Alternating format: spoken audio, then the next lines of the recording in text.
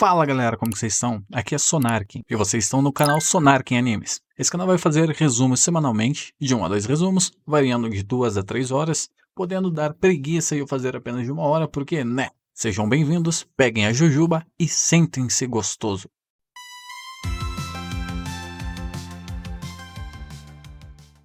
O episódio começa com a Ayase discutindo com seu namorado. Ele diz que se ela não emprestar dinheiro, eles não terão encontro, mas que se ela quiser fazer sexo, desde que ela pague a conta do hotel, não tem problema nenhum. A Ayase se enfurece e mete um chute direto nele, ele rapidamente se defende e revida com um chute fortíssimo no estômago dela. Enquanto ela está no chão, ele diz para ela não ficar se achando, que está de saco cheio dela, e diz que se ela não tem dinheiro, ela não vale de porra nenhuma. A Ayase de joelhos diz para ele se fuder, chamando ele de Lula, polvo e estrela do mar. As suas amigas diz que xingá-lo de frutos do mar não é ofensa, e que não entendem como eles ficaram juntos afinal. Ela diz que ele foi o primeiro namorado dela, e que ela gosta dele porque ele tinha um rosto muito parecido com seu ator favorito, Takakura Ken, e que ela gosta de garotos parecidos com ele.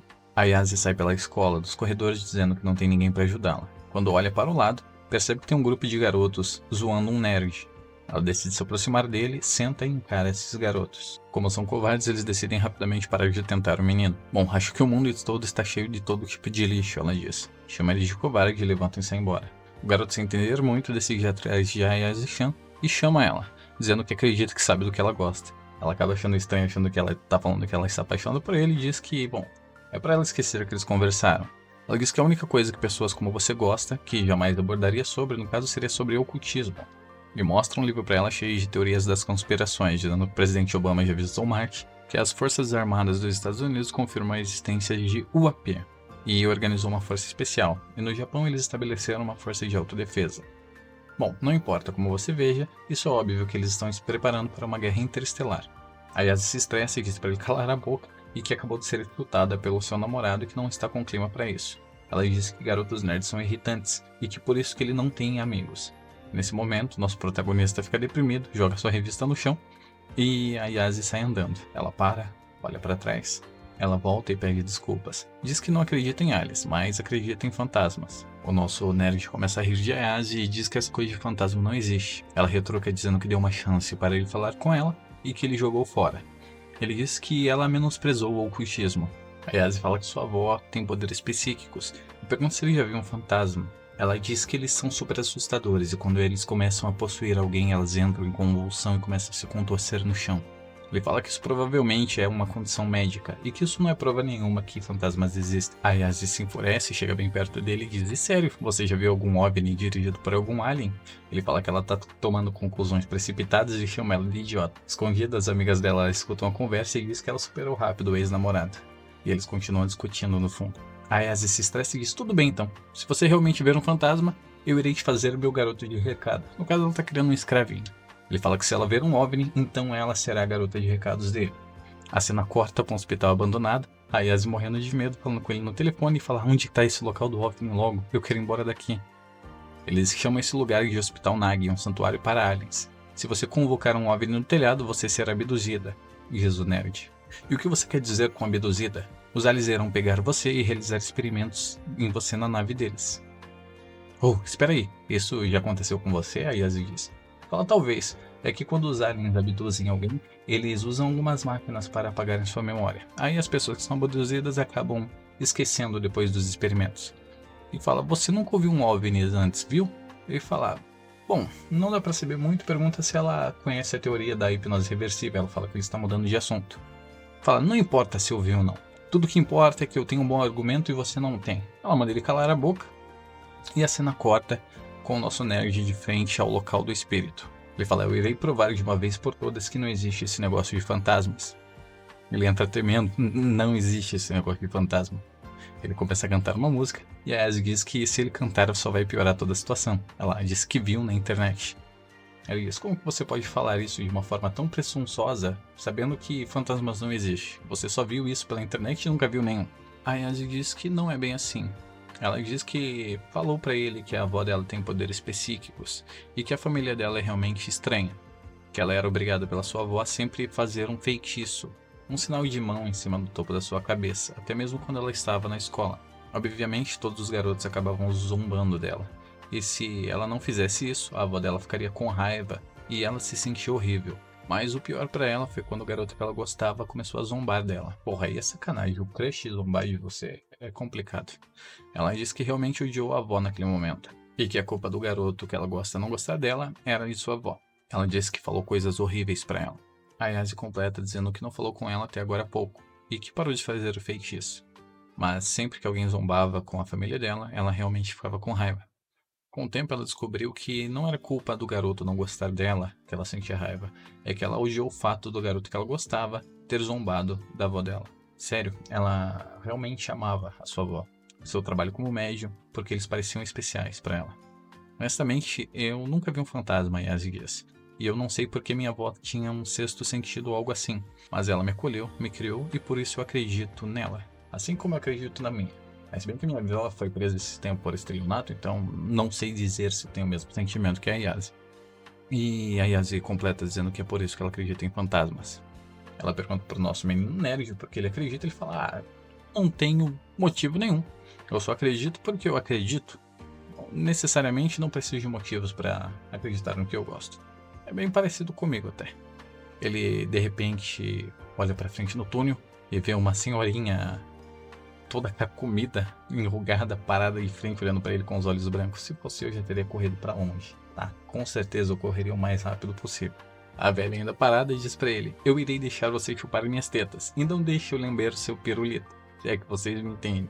Nosso nerd fica paralisado e grita fantasma bem alto e sai correndo em disparada para a saída do túnel. Ele diz que não pode ser, que ele não está vendo fantasma e que talvez seja só uma velhinha tarada. Mas ao mesmo tempo que ele fala isso, ele já tá pegando sua bicicleta e dando fora dali, né? É muito corajoso, por sinal. Bom, a vovó Turbo finalmente ultrapassa ele. E a ligação cai. A Yasi diz que pode ouvir os gritos do menino do cultismo, mas ele não responde. Ela fica preocupada e decide voltar. Quando de repente, 3 caras esquisitos parecendo do escritório ficam de frente com ela. Ela, sem entender nada, mas com medo, decide sair correndo dali. Eles acabam seguindo ela como uma referência a Attack on Titan e acabam agarrando ela e, numa cena, digamos que quente, arrancam toda a roupa dela. O tempo passa um pouco, ela está presa só de roupas íntimas em uma cadeira. Os aliens então dizem: saudações, mulher, nós somos Cervo. Nós nos chamamos assim porque nós viemos do planeta Cervo. Aí a sem entender fala: aliens?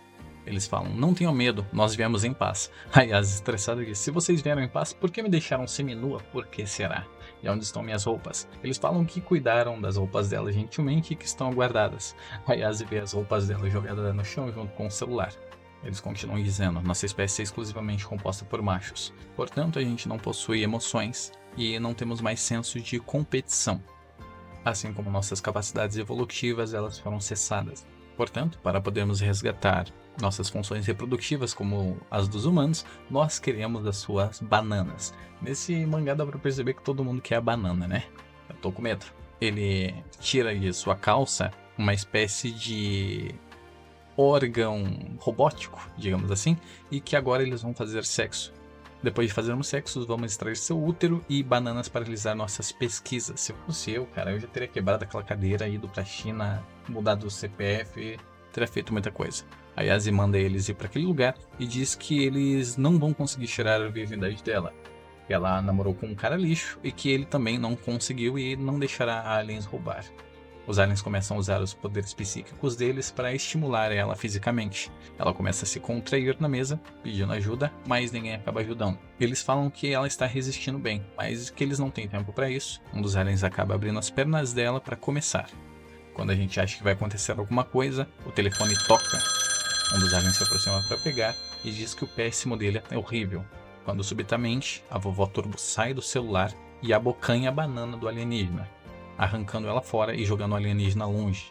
Sem ninguém entender nada, a gente escuta um nerd pedindo desculpa com o corpo possuído pela vovó Turbo. Os aliens comentam que nem eles têm essa tecnologia de teletransporte pelo celular.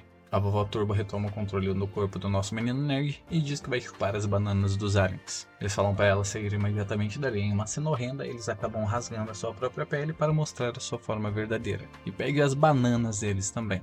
Olha, eu realmente estou com medo que minha banana desapareça enquanto eu faço esse vídeo. Eles fazem um sinal de mão e dizem órgão dos 6 sentidos. A vovó Turbo rapidamente salta pela parede, desviando das ondas de choque que eles lançam, e acaba mordendo a banana de um dos aliens, arrancando ela fora com os próprios dentes. Um dos aliens chama a vovó Turbo de ladra de bananas e usa um ataque chamado Serpo Gauge. Uma onda de choque psíquico atinge ela e arremessa pressionando contra a parede, fazendo uma pequena cratera. A Yasi, assustada, pergunta se ele está bem. Ele começa a tossir. Os aliens dizem que esse é o primeiro encontro que eles possuem com um humano tão agressivo, que eles tentam estabelecer uma relação amigável com a humanidade. Amigável, mas dá pra entender o que eles fazem, né? Agora nos dê a sua banana, eles dizem. Eu vou te dar tudo o que eu tenho, porque sempre quis conhecer aliens e eu não tenho nenhum amigo.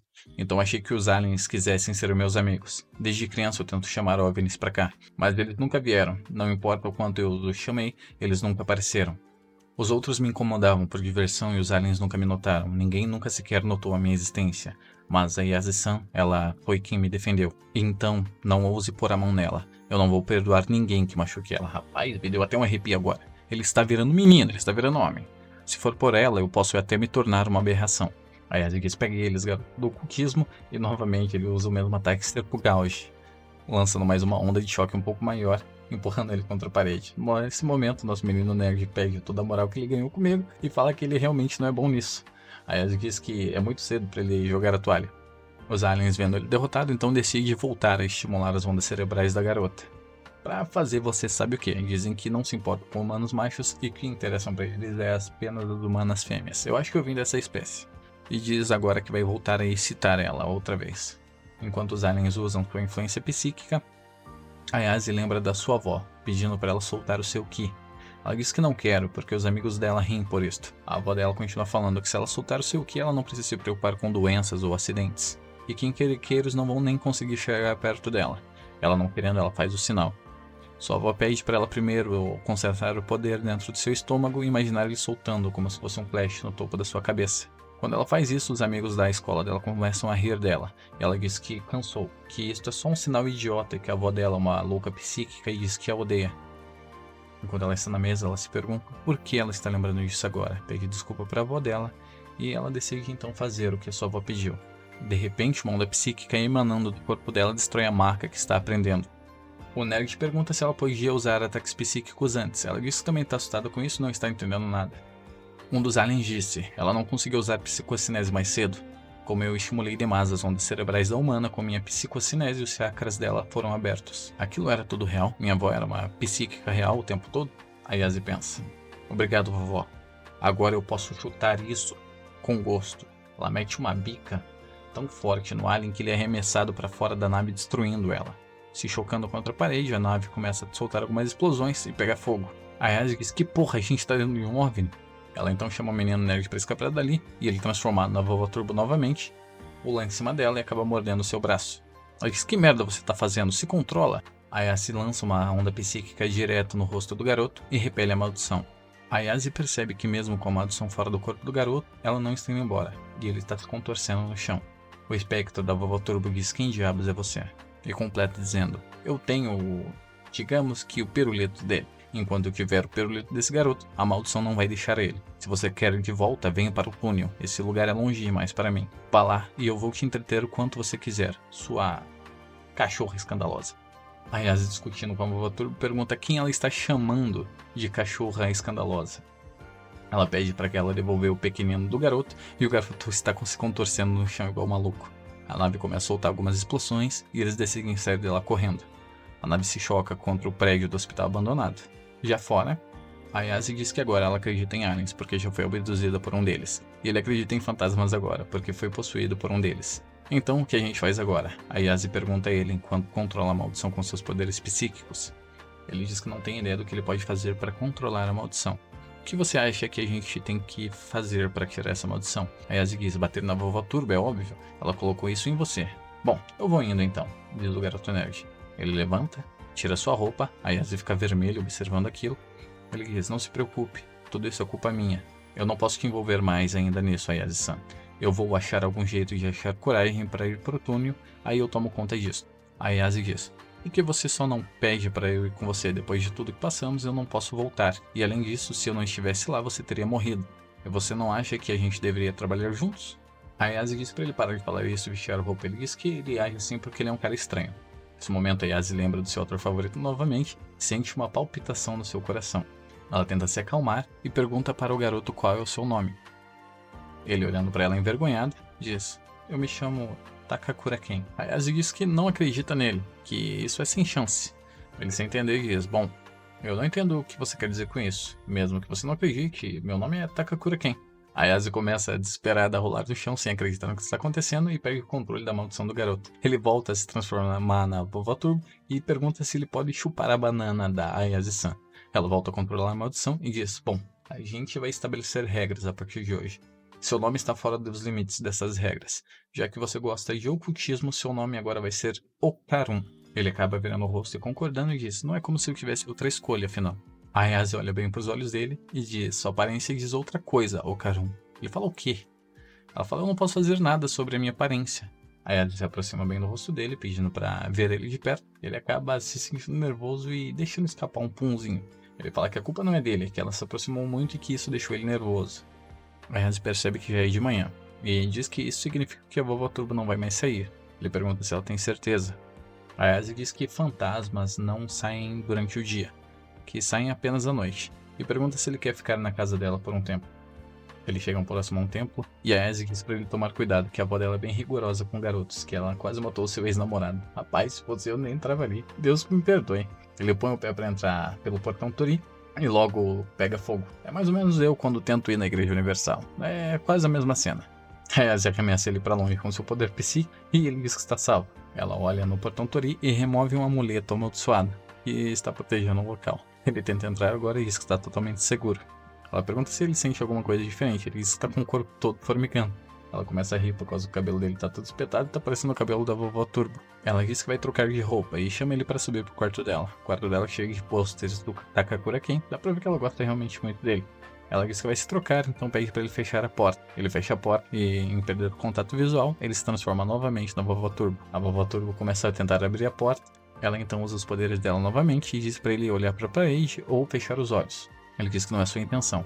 Ela joga roupas femininas para ele vestir e diz que ele pode usá-las, que mesmo sendo femininas ela vai servir. Ele, sem entender isso, mas roupas femininas, eu sou um garoto. Ele fala: não importa muito, já que o seu pequenino foi embora, não é? Ele olha para dar uma conferida e acaba se assustando. A Ayase, curiosa, pede para olhar também, e ele diz que jamais vai deixar ela olhar isso. A Ayase fala: não tem problema, você não tem nada aí embaixo. Ele fala: não importa se eu tenho ou não, você não vai olhar. O Karun fica indignado, falando: o que ele vai fazer agora sem o pequenino dele? Ele diz que a culpa é dela, porque ela teve essa ideia de competição. A Ayase diz que só fez isso porque não aguentava mais ele falar sobre aquela conversa de ocultismo em primeiro lugar. Ele retruca falando que foi ela que tentou puxar briga com ele. E ele não queria deixar a chance escapar, a chance de ter um amigo para falar das mesmas coisas que ele gostava.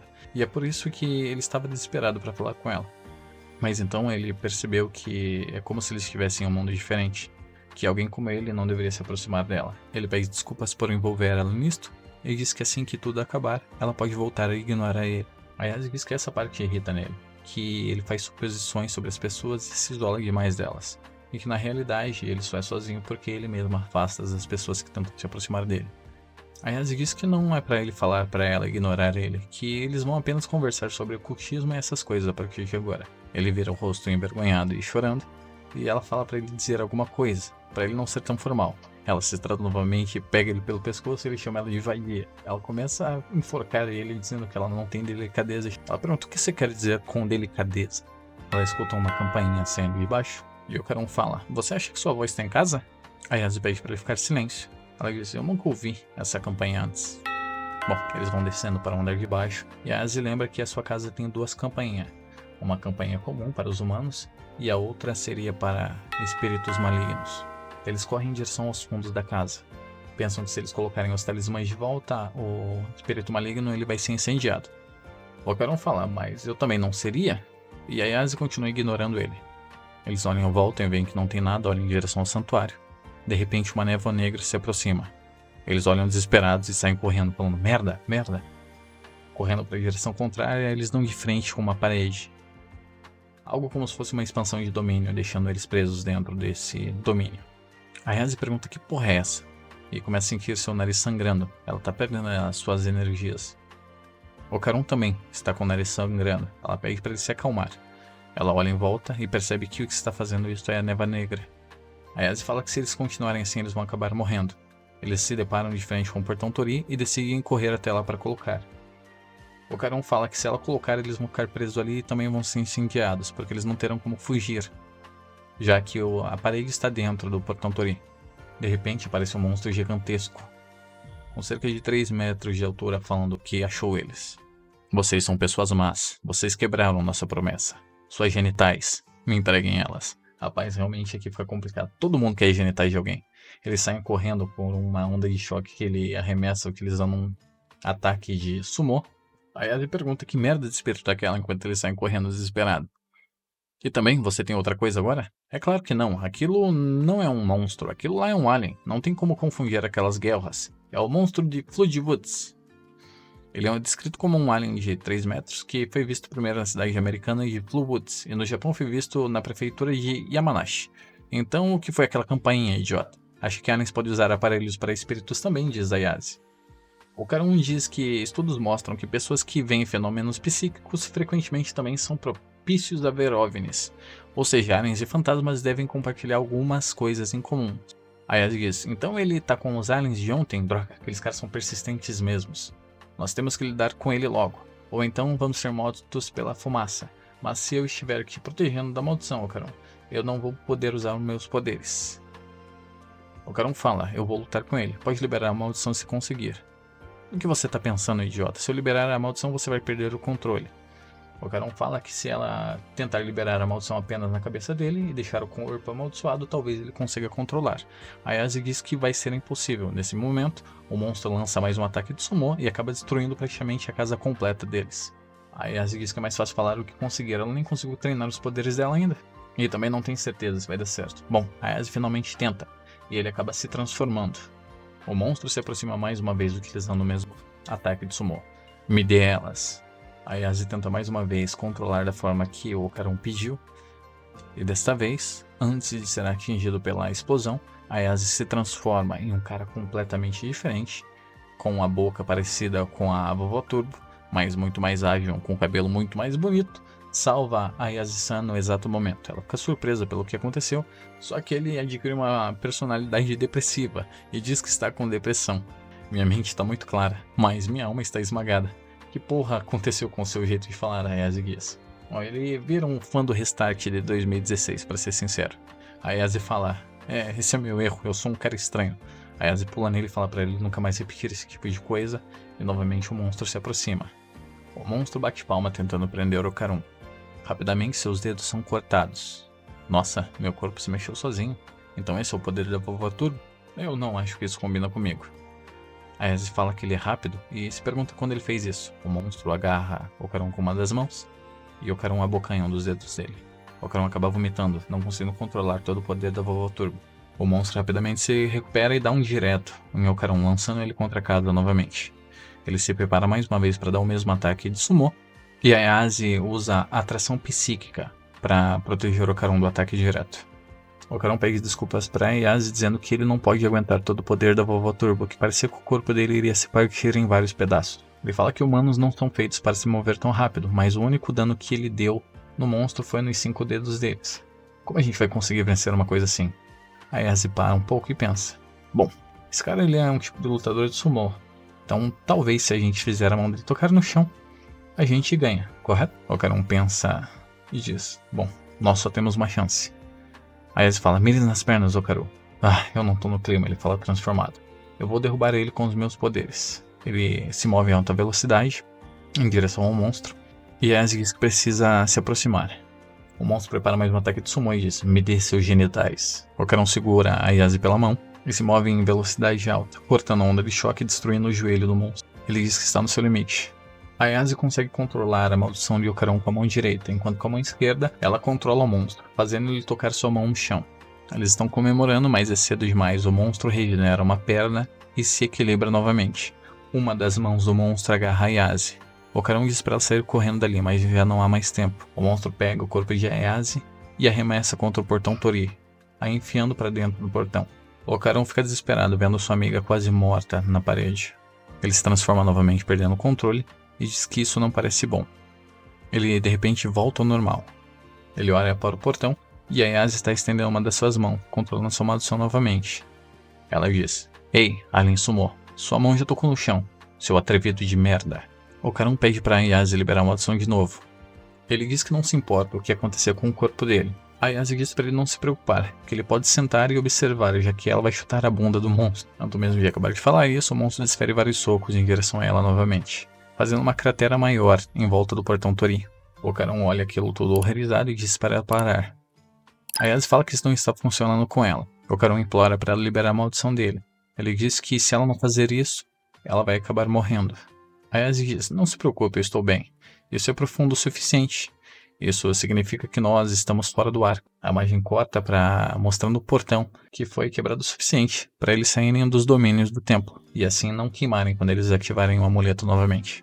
A Yase utiliza rapidamente sua atração psicocinésica, atraindo o Ocarum para perto dela. O monstro tenta agarrá-lo, mas não consegue. Ela abraça o Ocarum e rapidamente coloca o amuleto novamente no portão. O monstro pega em chamas na frente dos olhos dele. Eles olham horrorizados e abraçados. De repente, tudo no templo volta ao normal, como se nada tivesse acontecido. Isso dá a entender que eles talvez estejam em uma dimensão específica do que acontece. Então, provavelmente, tudo que acontece dentro dessa dimensão não acontece no mundo real. A Yase deita no chão aliviada e diz que achou que eles iam morrer. Ela pega novamente o controle da maldição e mais uma vez eles se transformam na Vovó Turbo. A Yase comenta que agora o cabelo dele está bem espetado, mas que preferia o corte da vovó que ele estava quando pegou fogo. Ela começa a dar risada e acaba caindo desmaiada no chão. O Ocarum fica preocupado por um breve momento, mas acaba perdendo o controle de sua maldição, e está prestes agora a devorar a Yase. A cena corta para uma espécie de feiticeira, vidente. Ela diz que ele tem 27, ele diz que tem 20. A câmera desaproxima e é visto que eles estão uma espécie de programa de televisão. Ela diz que ele gosta de curry, ele diz que prefere ramen. Ela diz que eles têm esposas e filhos, ele diz que é solteiro. Ao fim do programa, eles comentam: aquela Dororia é muito estranha. Foi até satisfatório ver ela errando todas as previsões. Não tem como um cara tão jovem quanto ele ter uma família. Sim, mesmo eu sei disso. Você tem certeza que está tudo bem colocar aquilo no ar? Tudo bem, ninguém vai reclamar vindo de um programa local como este. A Santa se encaminha para fora do estúdio de televisão, acaba entrando em um carro e segue viagem. O motorista pergunta se ela é a Santa Dororia, que viu ela na televisão outro dia. Pergunta se ela realmente tem poderes psíquicos. A Santa, sem sequer responder, diz para eles pararem ali, e que se ele quiser viver, é melhor ele andar logo com aquele carro. A cena corta mais uma vez para a entrada do templo, e Ocarum está prestes a devorar a Yase. Ele pega ela pelas pernas e decide abocanhar um lugar meio que suspeito, digamos assim, quando de repente estacas pregadas voam em direção a ele. Olha só, eu achando que ela ia trazer outro merda pra cá, mas você nem é humano. Sinceramente, minha neta não me dá nada além de problema. Todo esse estresse resseca minha pele. A Santa por fim se posiciona e chama literalmente a Vovó Turbo pro pau, já que afinal ela tem um taco de beisebol em suas mãos. Diante de seus olhos, a Vovó Turbo desaparece em alta velocidade e aparece atrás dela, posicionando para dar uma mordida. De repente ela começa a se incinerar. A Santa diz que isso chegou muito perto, mas foi previsível na verdade, que ela já sabia que ela ia ser atacada pelo ponto cego. E diz que ela caiu em sua armadilha, gancho, linha e pesos, que seria um círculo em volta da Vovó Turbo, e ao lado dela possui uma agulha. A Vovó Turbo tenta colocar a mão para fora, e a Santa diz que um passo fora da linha e você está morto, porque isso é uma barreira. Se eu usar uma das minhas agulhas de charme fora do círculo, toda a área fora dele vira uma barreira. Por outro lado, se eu colocar ela dentro do círculo, o interior dele é que vira uma barreira. O motivo pelo qual você não conseguiu me tocar antes foi porque eu me protegi com a minha própria barreira, a Santa diz. Ela se aproxima da Vovó Turbo e encara ela diretamente olhando nos olhos. A Vovó Turbo diz: eu vou te comer viva. Não pense que pode me conter aqui para sempre. A Santa olha para ela e diz debochando: eu não quero te conter aí dentro. Na verdade, eu quero te matar. Mais uma sessão de arrepios. A Santa posiciona o taco de beisebol e fala desse jeito, e ataca diretamente o queixo da Vovó Turbo, fazendo ela ir para trás, que acaba fazendo ela queimar a cabeça. E começa a sessão de espancamento. Vamos, olhe para meus olhos, você está pisando fora da linha. E a Santa continua espancando a Vovó Turbo. Eu não sei que tipo de Santa é essa, mas tá ficando interessante. A Vovó Turbo se irrita e chama ela de vadia de merda. A Santa diz: um morcego velho enrugado me chamando disso? Isso é raro. Me dizem que eu pareço bastante jovem para minha idade. A Vovó Turbo fala: se você me queimar, o humano que eu amaldiçoei vai morrer também. A Santa diz que vai matar qualquer merdinha que tentar seduzir a neta dela, incluindo humanos. A Santa diz: até mais. e solta uma agulha no chão. A vovó Turbo começa a gritar de dor e a cena corta para Yase já na cama. Ela está com pantufas fofinhas e chama por Okarun pela casa, mas não encontra. Ao descer para o andar de baixo, a Yase se depara com a sua avó deitada no chão assistindo programas de TV e pedindo para ela ficar em silêncio. A sua avó pergunta se ela foi para um ponto dos espíritos. Ela diz que no momento isso não importa e pergunta se ela viu um garoto por perto, que ela precisa chegar perto dele ou ele vai estar encrencado. A sua avó continua ignorando e pergunta se for um menino fantasma ele está morto. A Yase não entende direito e diz o quê? Que tipo de fantasma era? Ele não tinha óculos, tinha? A sua avó, debochando dela, diz: bom, eu achei que você não acreditasse nesse tipo de coisa e que eu era só uma psíquica louca. A Yase pergunta quando ela vai esquecer isso e diz que é importante ela responder. Sua avó continua falando: fantasmas não são reais, eu só estou fingindo. Nesse momento, a Yase chama sua avó e ela se ajoelha no chão, dizendo que estava errada e pedindo perdão. Então, por favor, me fala, o que aconteceu com o fantasma? A sua avó diz para ela ir até o templo. A Yase sai correndo, chamando ela de bruxa velha, e diz que se alguma coisa acontecer ao Okarun, a culpa é dela. Chegando de frente para o templo, a Yase abre a porta e vê o Okarun comendo um belo bolinho. O Okarun começa a chorar, dizendo: a Yase, meu Deus, ainda bem que nada aconteceu contigo, eu achei que tinha te matado. A Yase fecha a porta na cara dele, toma um pouco de fôlego e diz: eu já vi que você tá vivo aí dentro, ô 4 olhos, para de bater na porta. Ele fala: que porra foi essa? Me desculpe por estar vivo então. A Yase fala: você tá me deixando maluca. A sua avó pergunta: desde quando você começou a virar amiga de monstros? Eles continuam a conversar e ela explica toda a situação do que aconteceu. Sua avó explica que se ele estiver dentro do santuário, ele não voltará a ser uma maldição, desde que ele esteja aí dentro. Ela pergunta por que ela disse que matou ele e chama ela de mentirosa. Você estava tão desesperada antes, você gosta de garotos como ele? A Yase retruca dizendo que não. A Yase explica que a vovó Turbo disse que pegou a coisa dele, enquanto ela tivesse isso a maldição não iria embora, e diz que é responsável pelo que aconteceu. A sua avó diz que então entendeu, ela gosta dele. A Yase explica que agora ela consegue usar poderes psíquicos, e sua avó pergunta: do que você está falando? Ela fala que foi para um lugar onde pode encontrar aliens, e algumas coisas aconteceram, então ela apenas agora consegue utilizar. A sua avó fala: essa coisa de aliens não existe. Ela fala: eu também achava isso. De qualquer jeito, agora eu posso usar meus poderes. Se eu não continuar suprimindo a maldição de Okarun, ele vai ficar meio estranho. Eles certamente são efetivos, certo? Eu não sei o que fazer para te fazer acreditar que eu tenho poderes. Mas a vovó Turbo, você se colocou em algo bem trabalhoso. Há um tempo atrás, ela era chamada de vovó dos 100 km, um yokai moderno que aterrorizou o Japão inteiro. A sua avó explica. Eu ouvi dizer recentemente que ela estava passando muito tempo dentro daquele túnel, e eu fui lá para ver o que estava acontecendo. E foi estranho. Eu não conseguia nem chegar perto do túnel por causa da presença que eu senti ali. Você sabe que são espíritos enlaçados? São espíritos que ficam em algum lugar que eles têm certa obsessão, mas eles são quase sempre os mais fortes no território deles. Nenhum médium iria sequer pensar em enfrentar um espírito enlaçado. E tinha um espírito desses naquele túnel. O que significa que aquele espírito enlaçado se fundiu com a vovó Turbo. A sua avó diz para ela não mexer com isso, já que ela não tem nenhum envolvimento direto com isto.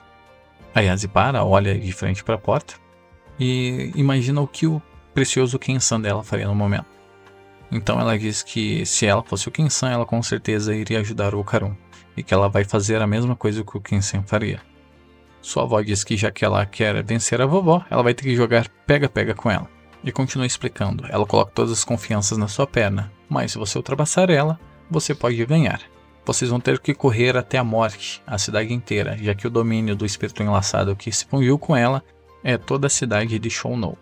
Se conseguirem retirar a vovó Turbo do distrito do espírito enlaçado, até mesmo vocês devem conseguir derrotá-la. A Yase diz que é impossível, já que as pernas delas são bem fracas, e que isso não vai funcionar, que talvez seria mais fácil elas usarem apenas um amuleto dentro do túnel e incendiar todos os fantasmas. A sua avó explica que isso não vai funcionar, porque ela não pode ajudar em primeiro lugar, que os poderes dela estão condicionados ao uso somente naquele local, já que são emprestados de um deus que vive na área, e que se ela sair da cidade de Kamikoshi, ela não pode usar mais os poderes. A Yase diz que então elas têm o seu próprio território. Sua avó diz que toda a área tem seu deus próprio. O problema é diferente se você for a equipe de casa ou visitante. No caso é como se fosse um jogo de futebol, onde o time de casa tem vantagem sobre o time visitante. Como se fosse também uma expansão de domínio, que favorece quem ativa e desfavorece a pessoa que está dentro da expansão de domínio. Sendo assim, esse é o único jeito de vencer a vovó Turbo. Se você começar a treinar o seu corpo agora, você vai ficar forte o suficiente para ultrapassá-la. A Yase diz que não vai conseguir, mas ela diz que não está falando sobre ele, abre a porta e o garoto esquecido, nosso Okarun que está lá dentro, aparece. A Ayase diz que o Ocarum não tem resistência nenhuma, mas sua avó diz para não se preocupar que o que ela vai fazer é apenas treiná-los até a morte. E continua dizendo que, por enquanto, a Ayase pode descansar que ela vai começar amanhã, mas que o garoto precisa começar o seu treino de força agora. O Ocarum pede desculpa a Ayase, dizendo que quando eles lutaram contra o monstro gigante, ele estava tão frenético que só conseguia pensar em si mesmo. Mas você foi diferente, Ayase-san. Você me ajudou e ainda por cima derrotou o monstro. Mas a próxima vez que algo acontecer, eu vou dar tudo o que eu tiver para conseguir te ajudar. Eu não quero que fique decepcionada comigo, então por favor, não pare de ser minha amiga. Ayase diz que não está decepcionada com ele, que ele está pensando demais nisso. O Ocarum então olha para ela e pergunta, então por que diabos você bateu a porta na minha cara? Ayase diz que ele realmente sabe irritar as pessoas. Você foi muito maneiro quando lutava, mesmo que tenha sido meio inconsciente. Eu sei que eu vou estar lá para te salvar da próxima vez também. Agora eu vou dormir um pouco. Eu vou pegar um futon para você, ela diz. Ao entrar em casa, ela escuta o som da TV, dizendo, nós temos grandes notícias essa noite. Foi confirmado que o ator popular Shoma-san, de 20 anos, tem um filho e um amor secreto. Ele também confirmou que a real idade dele não é 20, mas sim 27 anos. Além disso, ele e sua parceira não são legalmente casados. Por fim, a Santa Dorória teve um acerto espetacular. A cena corta e mostra eles treinando. O Ocarum começa a gritar, Ayase-san! Ela sai correndo, e ele diz que precisa ir ao banheiro. A sua avó diz, então apenas vai. A Ayase fala que ele não pode, já que ela precisa manter o contato visual com ele, que nenhum objeto ou alguém pode atrapalhar seu campo visual, ou a maldição vai se libertar novamente. Então ela basicamente tem que ver o Ocarum indo ao banheiro. A sua avó diz, então apenas veja ele. Ela diz, nem fodendo, que eu vou ver ele fazendo isso. O Ocarum, ouvindo tudo aquilo, fala, como se eu fosse deixar alguém me ver, eu ainda tenho minha dignidade. Eu acho que não, mas ele diz que ainda tem. Ela pergunta à sua avó se ela tem alguma coisa que pode fazer. A sua avó diz que não tem nem ideia para começar. Ela pergunta como ela controla a maldição. A Ayase diz que tem uma espécie de chama azulada saindo de Ocarum. Uma aura azul, talvez. E quando ela comprime a aura e aperta ela, ela fica menor. Como se a maldição estivesse sob controle, ela acha. Ela fala que existe essa aura em todo mundo, só que em cores diferentes. Que as plantas possuem uma aura também. Ela diz que consegue controlar a aura delas. E movê-las como ela quiser. Mas não para tão longe assim. A sua avó diz que estava achando que poderes psíquicos teoricamente seriam insanamente fortes, mas isso é bastante limitado. Ela fala que quando ela despertou seus poderes a primeira vez, eles eram muito melhores. E naquela hora ela parecia como se fosse onipotente, que poderia fazer qualquer coisa, mas eles foram ficando fracos bem rápido. Agora tudo que eu posso fazer é manipular auras. A sua avó então pede para ela fechar os olhos. O que eu quero dizer é que você não pode confiar nos seus olhos. Tente usar mais os outros sentidos no lugar do seu tato. Se você pode segurar auras, você pode conseguir senti-las também. Sinta a aura dele na sua pele. Enquanto isso, nosso menino Ocarum está se cagando para não fazer algo nas costas. Ela sente a aura de Ocarum e percebe que ela é gelada. Sua avó pede para ela fechar os olhos devagar e para ela sentir isso. Tentar sentir a forma, o que ela está pegando. A Ayase pergunta se o Ocarum está bem e de repente a vovó Turbo começa a tomar controle do corpo dele novamente, com ela perdendo o controle. A Ayase volta ao controle do corpo dele e diz que não aguenta mais, que já está no limite. A sua avó pergunta o que você vai fazer agora. O intestino dele começou a mexer. O Ocarum corre desesperado para o banheiro. E a Ayase persegue ele, perguntando se ele vai realmente fazer aquele tipo de coisa na casa dela, que ele não tem vergonha. Ele fala que vergonha ele tem, mas ele já aguentou há tanto tempo que ele não vai aguentar mais. Por fim, a cena corta e ele está sentado no troninho. A Ayase envergonhada olhando tudo aquilo, dizendo que não quer ouvir o que está acontecendo. O Ocarum disse que não se importava em ser abduzido e que ele realmente queria ter experiências como essa com um desconhecido, mas isso já é demais. Eu só quero ficar livre dessa maldição o mais rápido possível. A avó chama a atenção de Momo e pergunta o que ela sentiu quando despertou seus poderes psíquicos, se ela realmente se sentiu onipotente. A Ayase diz que sim e sua avó completa. Provavelmente eles são poderes naturais, mas parece que de algum jeito eles foram selados. A Ayase diz que gostou e que isso soa muito maneiro. Mas sua avó explica que ela vai ter que treinar para liberar seus poderes de pouco a pouco. Sua avó diz que não sabe quanto tempo vai levar e que talvez demore um pouco. Mas enquanto ela treina o garoto, não tem problema treinar a Ayase também. A Ayase sente uma presença estranha e olha para sua avó, e ao falar com ela percebe que seu nariz está sangrando. E fala que isso aconteceu com ela também no templo. Quando ela volta a olhar para o banheiro, ela se depara com a maldição da vovó Turbo completamente transformada. Ela olha para sua avó, avisa que a vovó Turbo está ali, mas a sua avó está inconsciente. A vovó Turbo diz: isso não vai adiantar de nada agora. Ela não é nada além de uma sombra dela mesma. O tempo só está passando para eu e você. Um ataque cardíaco, um infarto. Eu te deixo decidir como ela vai morrer. Minha maldição é infecciosa. Tendo esse garoto como meu intermediário, eu posso amaldiçoar e matar qualquer humano que colocar os olhos nele. Não force sua sorte em mim. Você não tem tempo para treinar. Venha para o túnel essa noite. Senão eu vou usar o garoto para matar todo mundo em torno dele. Hoje à noite. Entendeu?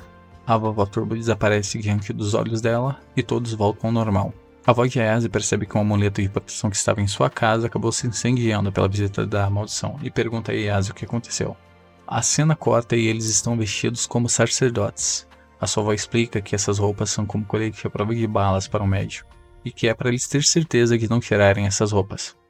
Ela continua explicando que com vocês dois sem treino nenhum é como jogar eles em uma luta de UFC. Se não forem cuidadosos, eles podem ser mortos facilmente por aquela maldição.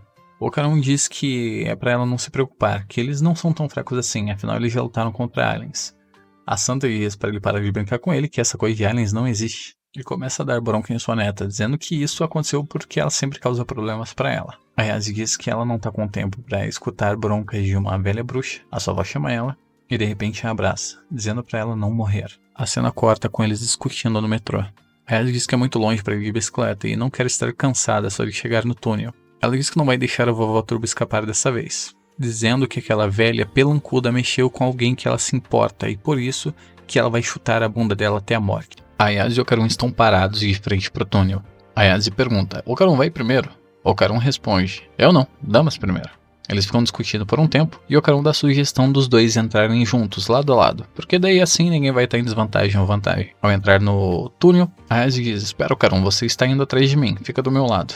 Ocaron responde: não é justo, Ayase, você só tá querendo uma desculpa para ficar atrás de mim. Eles começam a brigar e um estapear o outro, então eles decidem ir até lá. A Ayase pergunta o que eles vão fazer além de bater na vovó Turbo. Ocaron diz que eles precisam levar ela para fora da cidade de Shonou, para separar ela do espírito enlaçado.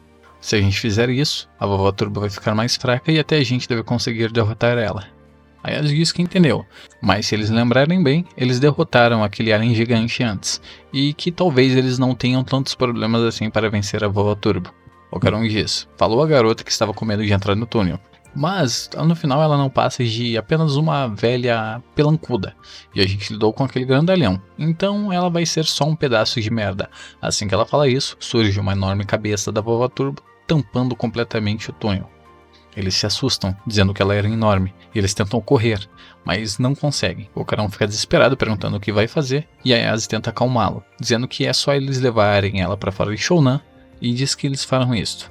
No momento que ela percebe a cara de Ocaron, ele está paralisado, tentando gritar, mas não conseguindo. E pergunta por que ele está. Ela olha para o lado que o rosto de Ocaron está paralisado e percebe que possui outro rosto da vovó Turbo e cercando. Eles ficam desesperados e não sabem o que vão fazer, olham para todos os lados e não tem saída. Ela saca 4 tacos de beisebol das costas de Ocaron em uma cesta e imbui ele com sua energia psicocinésica. Arremessa em direção à vovó Turbo e diz que pegou ela. Quando de repente, os olhos da vovó Turbo se transformam em bocas e comem os tacos de beisebol. A Ayase diz que está com nojo, e Ocaron pede para liberar a energia amaldiçoada dele, que ele pode fazer aquilo. A Ayase começa a liberar e ele começa a transformação. Logo em seguida, o poder dele se esvai e a vovó Turbo explica que ela devolveu o pirulito dele, e portanto a maldição se foi. Primeiro, a maldição esperta que eu vejo em um anime que realizou a coisa mais óbvia para tirar o poder do protagonista, né? A vovó Turbo disse que ficou surpresa por eles conseguirem usar a maldição dela desse jeito, mas que ela não seria burra o suficiente para deixar eles utilizarem o seu poder desta forma contra ela. A vovó Turbo então se lança diante deles e diz que agora vai devorá-los. A Ayase lembra da sua avó novamente, dizendo que a vovó Turbo coloca toda a confiança dela nas suas pernas, que se ela conseguir ser mais rápida, ela pode vencer. A Ayase, antes de ser devorada, diz: então você tem medo que a gente vá te ganhar na corrida? Usar seus poderes assim é tão chato, porque mesmo assim, se seu nome é Vovó Turbo, então não há como você recusar uma competição de velocidade. Se você é mesmo a Vovó Turbo, nos mostra esse turbo. Eu te desafio a um jogo de velocidade. Parece que eu tô assistindo Velozes e Furiosos. Esse aqui é o desafio da Vovó Tarada. A Vovó Turbo para por um tempo e se destransforma. Ela olha diretamente para Ayase e diz: com quem você acha que está falando? Mas nem fodendo que eu iria perder na corrida. Eu sou o Toretinho dos anime. Muito bem, eu vou jogar com vocês. Eu conseguiria devorar vocês sempre que eu quisesse de qualquer jeito.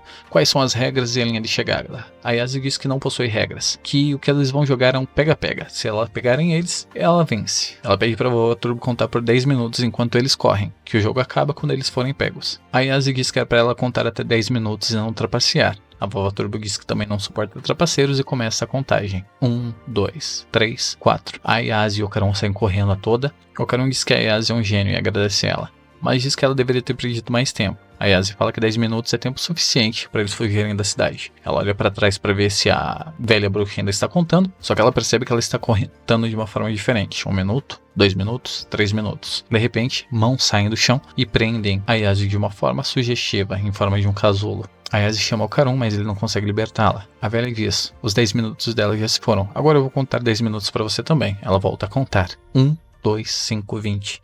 Parece eu no primário. Isso não é justo, deixa a Yase-san sair, o Carão pede. Mas ela não para e continua contando.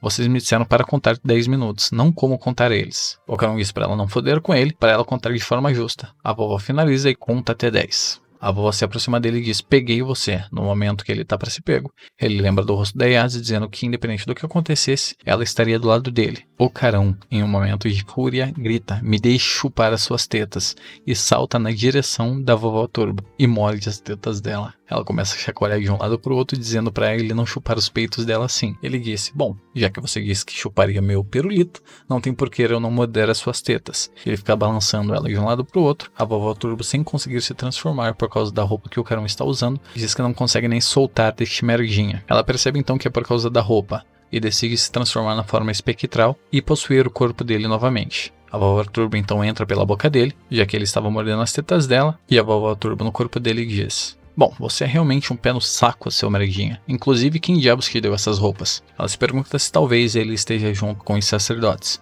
Mas, bem, no momento não importa. Agora ela só vai comer a garota e acabar com isso. De repente, a Vovó Turbo sente a sua maldição se esvair e não consegue mexer seu corpo. Ele começa a entrar em chamas e se pergunta o que poderia estar acontecendo. A Yase de dentro do casulo diz que conseguiu sentir, e que não pode ver, mas consegue sentir, que o Carão não tem uma pequena chama azulada dentro dele agora, porque é a verdadeira forma da Vovó Turbo que está aí, e eu consigo sentir isto. Eu consigo sentir claramente. A Yase aperta com suas mãos a aura da Vovó Turbo, destransformando ela lentamente. A Vovó Turbo voa em direção ao casulo e mete uma bica destruindo ele. Só que rapidamente, o Carão salva a Yase dos destroços. A Vovó Turbo se transforma em uma pequena maldição enrolada no pescoço de Okarun. A Yase olha para aquilo e se pergunta: qual será a melhor forma de te fazer gritar? De repente, uma voz vem do fundo: devolvam ela.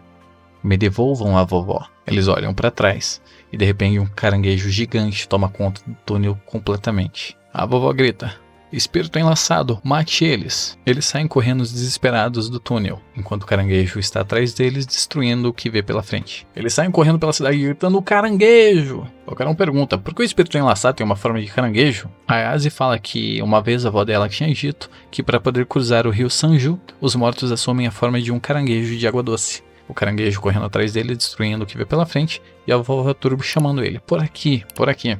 A Yase percebe que está com mais dificuldade de controlar a transformação de Okarun e percebe que a velha está forçando a transformação novamente para assumir o controle do garoto. Ela começa a sufocar a Vovó Turbo com suas mãos, dizendo para ela ficar quieta. Okarun pede para a Yase se apressar, já que o caranguejo está preparando sua garra para agarrá-los. A Yase diz que é muito diferente de antes, o corpo real da Vovó Turbo está dentro dele, então por isso ela está com dificuldade de liberar a transformação dele. O Carão diz: lá vem ele. No momento exato, ele se transforma e sai correndo a toda velocidade. A Yase comemora, dizendo que foi por pouco, e continua apertando a garganta da Vovó Turbo, dizendo que é melhor ela ficar quieta, que está gostando de apertar e que é muito mais fácil, agora que ela é desse tamanho. O Carão diz pra Momo que eles estão ferrados e ela reclama dele ter chamado ela pelo primeiro nome. Ele fala que ela é muito pesada e que ele não vai conseguir fazer a curva. Ela pergunta se ele está brincando e ele bate de frente com o guarda-reio da estrada. Quando eles acham que está tudo perdido, o Carão começa a girar as suas pernas como se fosse uma hélice de helicóptero. A Yase se surpreende, dizendo que não sabia que ele poderia fazer aquilo.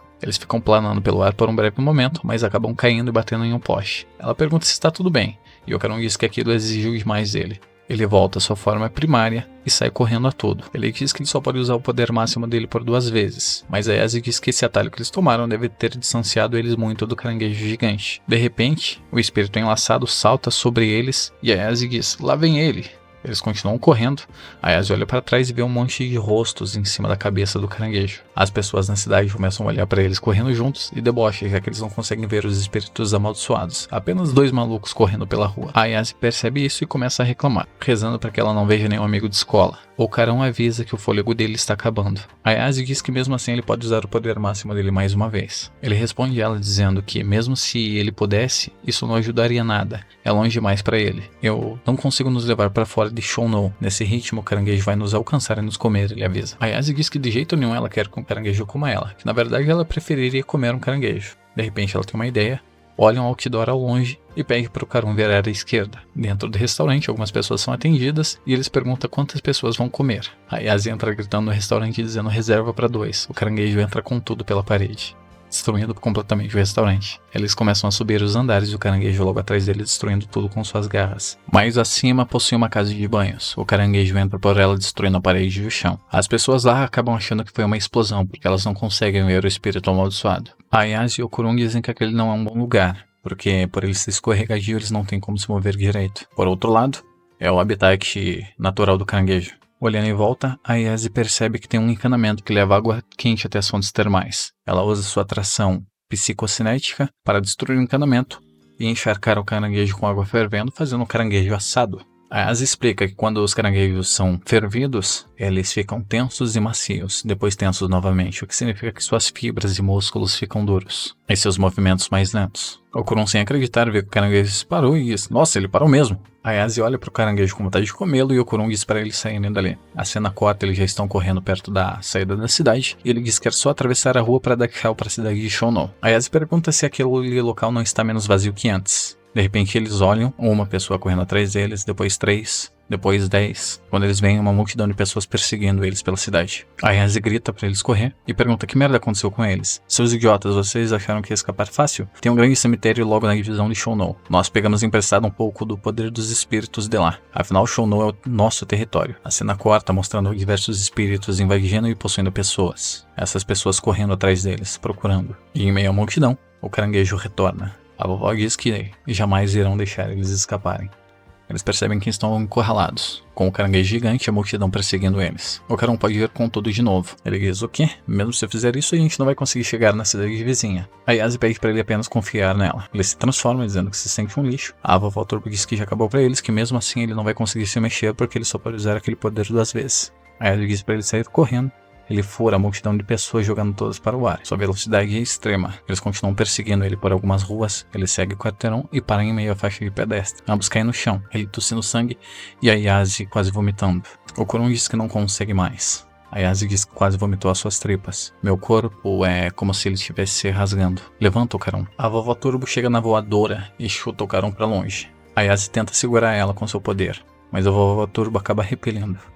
Ambos são jogados para longe. A vovó Turbo diz que não vai deixar trapaceiros como eles fugirem, e diz que o que ela não gosta neles é que eles não respeitam os mais velhos o bastante. A cena paralisa com a multidão, a vovó Turbo e o caranguejo gigante atrás. A Yase diz que ela tem que dizer que ela realmente respeita a vovó Turbo, porque não existe ninguém que consegue incomodar mais jovens do que ela. A vovó Turbo diz para ela falar direito e que sabe que ela está tentando enganar uma senhora com essas gírias da nova geração. E que não entende o que eles dizem e que odeia pequenos bandidos como eles. A vovó continua ofendendo a Yase enquanto ela se transforma em um caranguejo vovó gigante mutante. Agora vamos começar a correr antes que eu devore vocês. Não vai ser divertido se vocês não tentarem fugir. Você ainda tem como fugir de Shounou. Eu vou rasgar suas roupas peça por peça, então eu vou arrancar cada um dos seus membros. Eu até vou deixar vocês terem um tempo para correr. 10 minutos? 20 minutos? Só me dê um segundo. A vovó, sem entender nada, a Yase estende a mão e lança sua energia psicocinética em formato de mão para agarrar o trem. Ela abraça o Carão e eles fogem em alta velocidade, acompanhando os trilhos do trem. Eles começam a humilhar a vovó, dizendo que ela só chega até 100 km, sendo que eles estão na linha de Takasaki, que é uma linha de 120 km. A vovó segue desesperada atrás deles. A Yase começa a ofender a vovó, chamando ela de lenta. A vovó começa a surtar e diz que vai despedaçá-los. Quando de repente o trem começa a frear. A vovó agarra a parte traseira do trem e começa a descarrilar ele. A vovó grita: "Sua idiota, não tem como um trem continuar na velocidade máxima o tempo todo. Ele tem que desacelerar quando faz a curva. Mas eu posso continuar nos 100 km, eu sou a avó mais rápida afinal. Eu não vou deixar vocês punks fugirem agora." "Não vou deixar vocês fugirem agora?" A vovó tinha razão. "Se eu conseguir te ultrapassar, você vai nos seguir." E você de fato nos seguiu. O caminho todo, até o fim da linha. No final da linha, com algumas agulhas presas no chão e vários amuletos, a voz de Ayase espera o trem chegar. Ela diz: "Bem-vindo à cidade de Kamikoshi." Ayase prende o espírito maligno com suas mãos. Ayase diz que talvez num contra um, ninguém realmente conseguiria ganhar da vovó Turbo, mas que dessa vez esse jogo é dela. A vovó cruza o limite da cidade e de repente entra em combustão. Ao fundo dá pra ver centenas de amuletos colados na pilastra da entrada da cidade. Uma estratégia de sucesso. Um exorcismo explosivo. Do corpo em chamas da vovó Turbo, diversos espíritos de estudantes saem. Eles felizes por finalmente serem libertos. Finalmente, Okarun e Ayase deitam no chão e descansam do que aconteceu. Eles apreciam o corpo da vovó Turbo queimando e olham sem acreditar que venceram.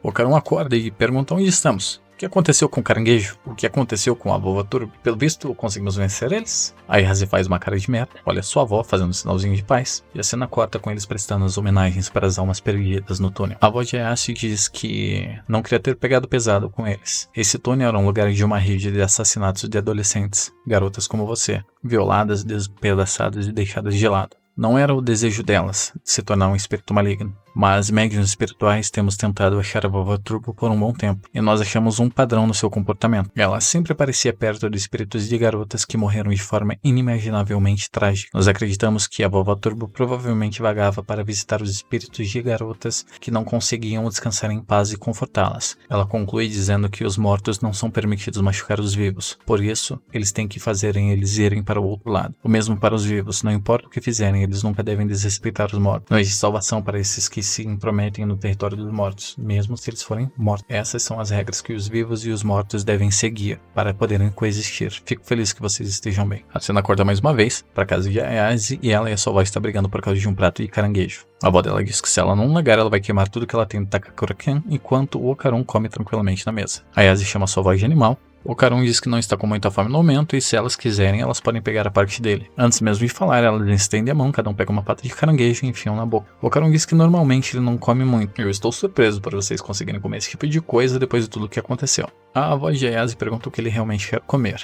Ele diz que não tem muita certeza, que ele perdeu a vontade de falar com elas. Ela diz que se ele for um homem de verdade, é melhor ele parar de reclamar. Ela pergunta se ele tem certeza que ele tem um picolé embaixo das calças. Ele diz que tem e agradece a ela pela ajuda de recuperar ele. Então a avó dele fala para ele mostrar. Ele engole seco. "Se você realmente tem um, então me mostra." Nessa cena eu não faço ideia do que eu faria. Provavelmente vocês também não saberiam. Eu mostraria.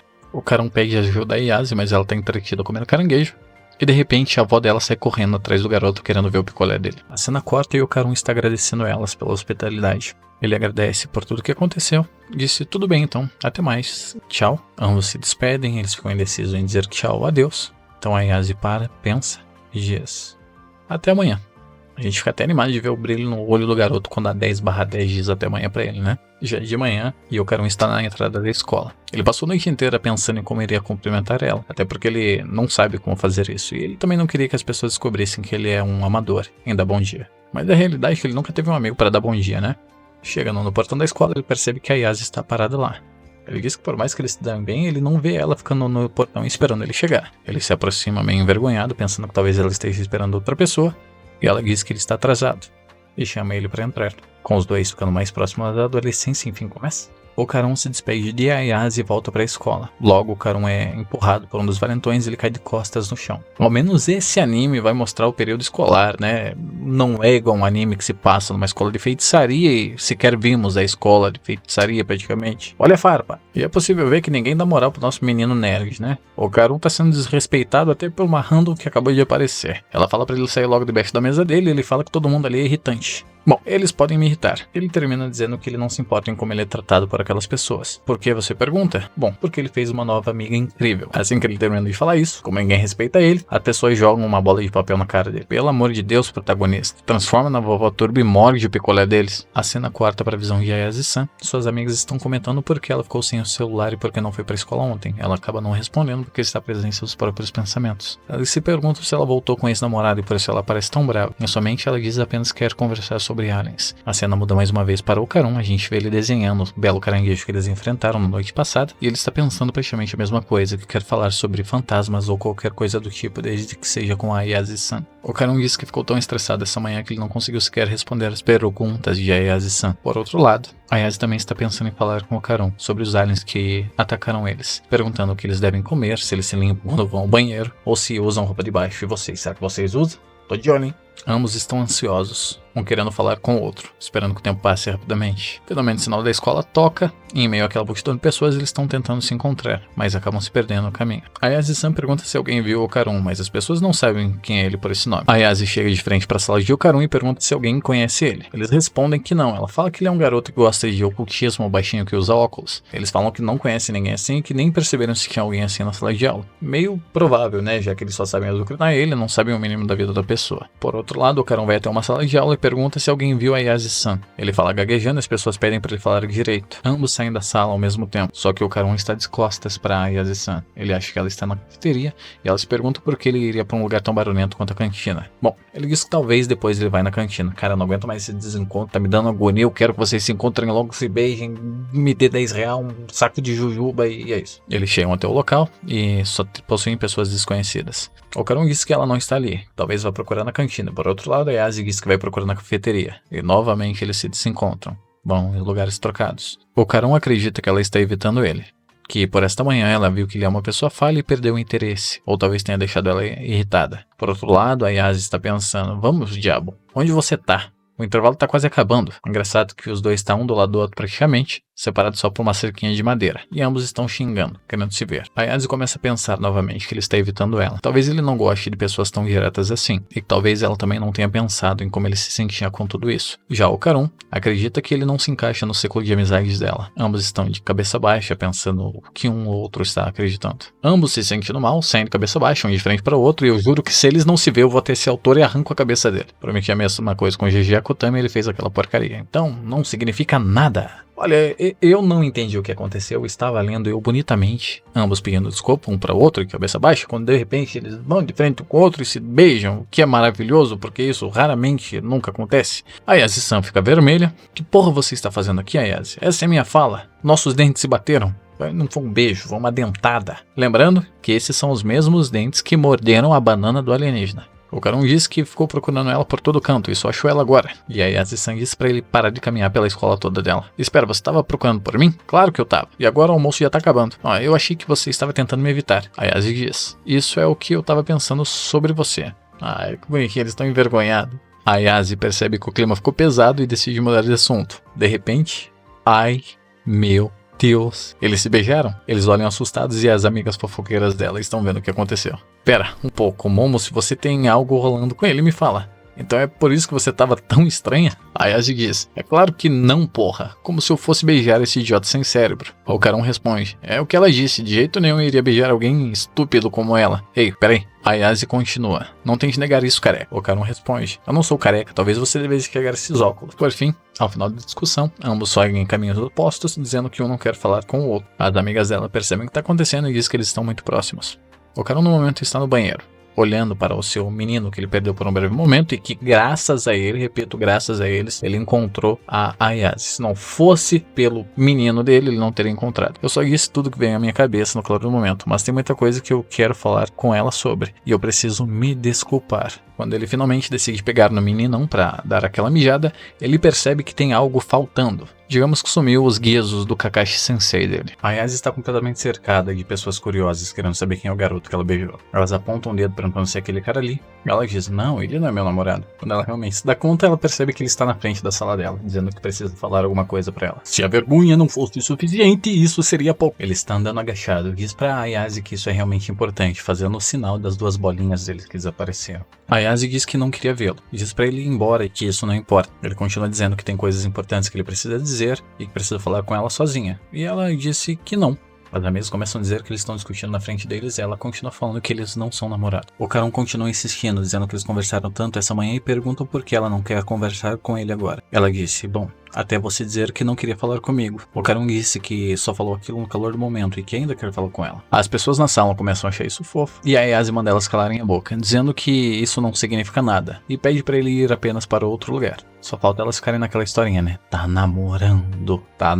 Eu faria muito isso. As pessoas acham que a Ayase foi rude e o Carão pergunta pra ela, é realmente assim tão vergonhoso ser minha amiga? Ele abaixa a cabeça e se retira da sala. Já indo embora, o Carão se pergunta se a Ayase-san já foi pra casa. Ele passa pelo meio das pessoas, elas começam a passar por cima dele como se ele não fosse absolutamente nada e acaba esbarrando no ombro de uma garota. Ela pede desculpa, ele se olha um pouco e ele também pede desculpa. Ela fica preocupada e oferece um pouco de água pra ele diz que tá tudo bem, de qualquer forma ele já tá acostumado com isso. Ela olha pra ele e diz que ele é gentil. No fundo, a Ayase-san está de cabeça baixa. Ela diz que se sente um lixo em pensamento, como se fosse a única culpada. Bom, se bem que aquilo realmente foi culpa dela. Então ela para e olha os dois. Ela pensa que achou que ele não tinha amigos. E observa que ela é bem bonita. Ela se aproxima e escuta a garota da água conversando com sua amiga. Viu como é fácil fazer garotos idiotas se apaixonar por mim? Eu realmente acho engraçado quando perdedores se apaixonam. Também eu não acho que eu esteja fazendo algo ruim. Você viu a cara dele? Acha mesmo que um garoto nerd como aquele lá conseguiu falar com alguma garota em uma vez na vida? Enquanto a Izzy começa a utilizar sua telecinese para mexer uma prateleira em cima da estante e derruba isto na cabeça dela. Os alunos começam a se perguntar como que uma bacia caiu na cabeça dela, sendo que seria meio que impossível.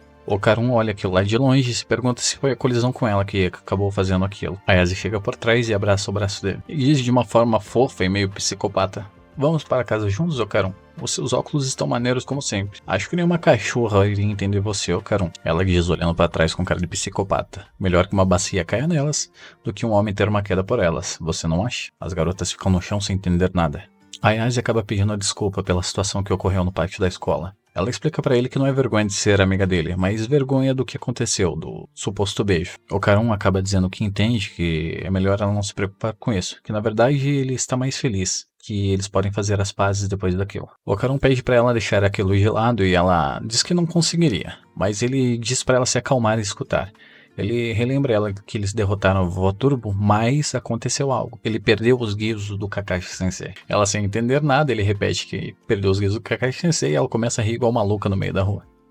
Pensando pelo lado bom, isso não é tão ruim, né? Pensando que ele não teria filho, porque realmente o preço da fralda tá caro. Muito caro. Enquanto a Ayase rola de rir no chão, a avó de Ayase diz que era por isso que ela queria tanto ver o birigolilo dele. Ela continua a bronca dizendo que como ele não percebeu isso. Eu realmente não consigo entender como o cara não percebeu que perdeu 2 esferas do dragão, hein? Realmente, desse jeito, ele não vai conseguir fazer um desejo. Ele continua pedindo pra Ayase parar de rir e ela realmente não consegue. O Carun começa a falar para a avó de Ayase: bom, como você ajudou a recuperar o meu garotão, então eu fiquei aliviado e nem sequer notei as minhas esferas do dragão. A Ayase continua rindo no chão. A avó de Ayase fala: porcaria você tá chamando de garotão. Não é bom mentir sobre o tamanho, moleque. No máximo aquilo lá não passa de um pincel. O Carun comenta: você nem chegou a ver? A vovó diz que vai ter que dar uma olhada. Na mesma hora ele coloca a mão no meio das pernas dizendo que não, ela não vai ver aquilo. Ela fala: não em você, idiota. Terei que dar uma olhada no que tem dentro de você. Pra ser muito sincero, eu não sei se isso é bom, tá? Eu não gostaria que alguém olhasse dentro de mim. A avó da Ayase pega um espelho místico e começa a apontar em diversos ângulos dele, tentando observar o que está acontecendo. A Ayase começa a fazer algumas caretas enquanto isso. E a sua avó diz: Ayase, me traga uma boneca qualquer e enche uma bacia. Ele tem alguma coisa dentro dele. Desde que não seja um negão da... Tá tudo bem. O Carun está sentado com os pés em uma bacia.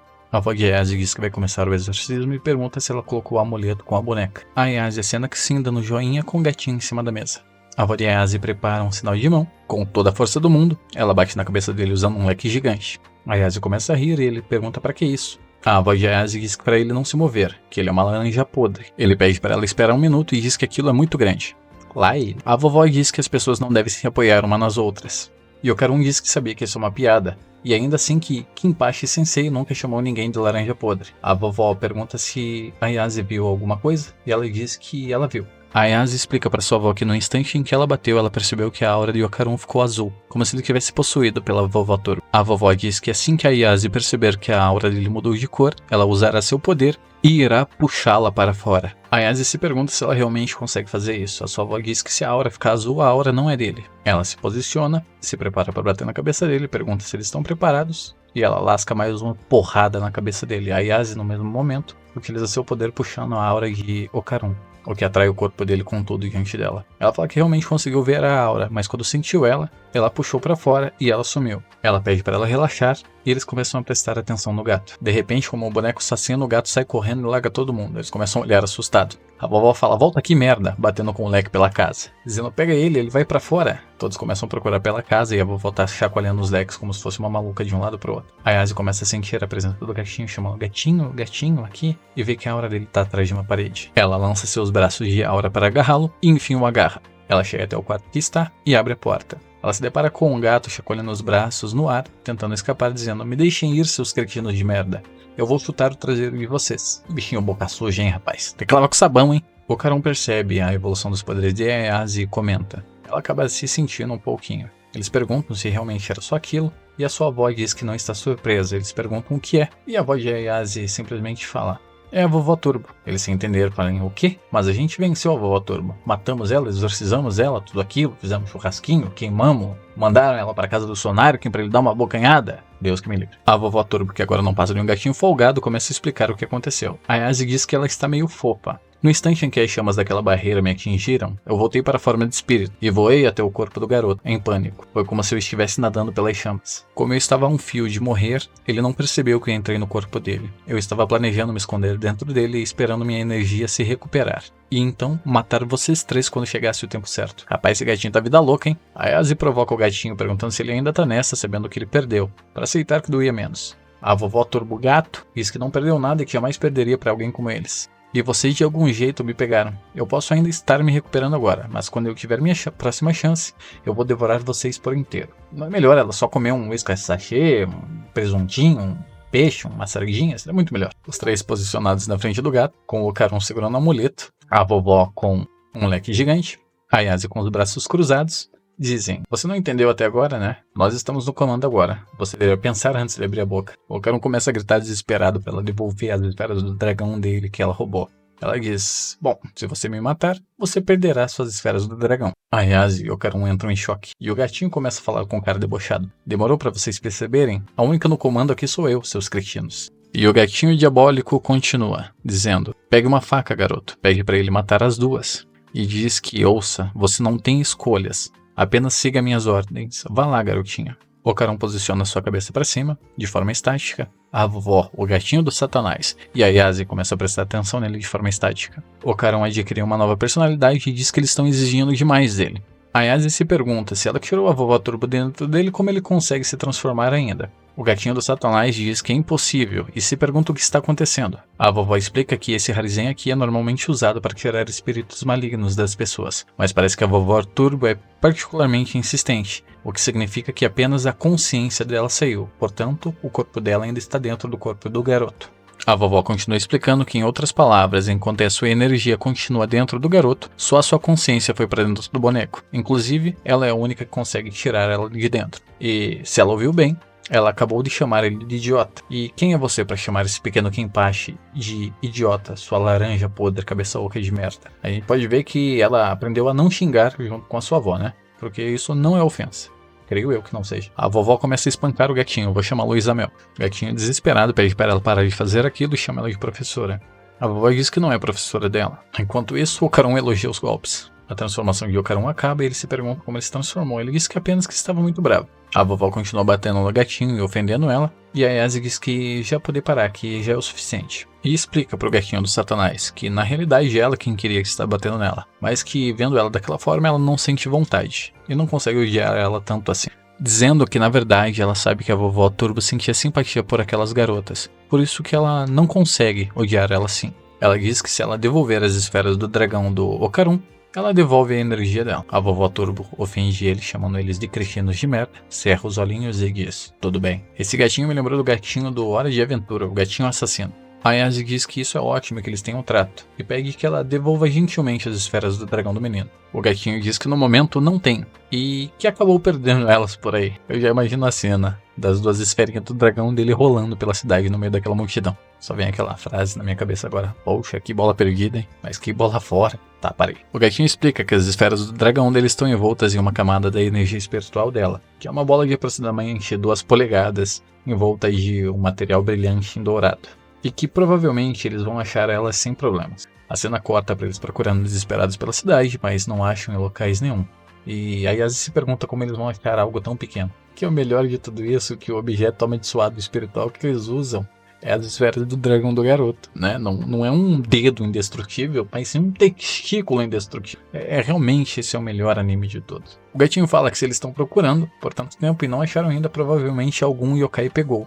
Porque essas esferas do dragão em si, ela tem uma energia vital bastante potente, e é natural que os yokais são atraídos. São como se fossem objetos amaldiçoados de Jujutsu, atraindo algumas maldições. O gatinho prossegue, dizendo que eles juntam esses objetos acreditando que se eles juntarem energia vital suficiente, eles podem voltar à vida, por isso atacam seres humanos. A Yasi-san diz que eles têm que se apressar, que se alguém acabou encontrando elas, isto não vai ajudar em nada. E o gatinho disse, bom, eu acho que eu não ligo. A Yasi e o Karun começam a espancar o gatinho, dizendo que a culpa é deles terem perdido aquela porra.